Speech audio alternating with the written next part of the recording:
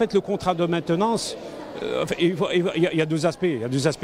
L'établissement de santé peut toujours maintenir ces machines. Les machines qui ne sont pas très complexes peuvent être maintenues. Mais si vous avez des machines ultra complexes, où il y a de l'intelligence artificielle, il y a beaucoup d'électronique, beaucoup de choses et tout, beaucoup de soft, beaucoup de firmware, là vous êtes obligé de faire appel à des gens, des expertises du fabricant. Chez le fabricant, vous avez des gens qui font que ça, c'est-à-dire qui sont formés sur ces machines, il y a un retour d'expérience, il y a la hotline, il y a tout ce type de choses, et vous êtes obligé de faire appel à ces gens-là. Et si vous faites appel à ces gens-là au coup par coup, ça ne va pas bien fonctionner. Pourquoi? Parce que vous n'avez pas un contrat. Si vous avez un contrat, vous allez être considéré comme un client direct. Et là, vous allez être considéré autrement.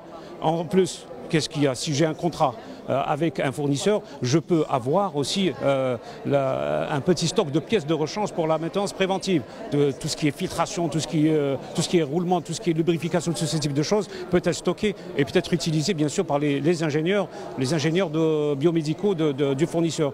En plus de cela, bien sûr, j'en profiterai aussi de la télémaintenance et j'en profiterai aussi de la formation de mon personnel. L'ingénieur médical, biomédical d'un centre de santé peut être aussi formé et profiter de l'expérience des ingénieurs biomédicaux de ce fournisseur. Il est fortement recommandé. Les gens, le client, qu'il soit un établissement public ou privé ou autre, bénéficiera bien sûr quand j'ai un contrat, je suis protégé, il y a des clauses, j'ai un engagement. Bien sûr que je ne vais jamais être considéré de la même manière que quelqu'un qui fait du coup par coup. Quand on fait des contrats, vous savez, un équipement, il a une durée de vie.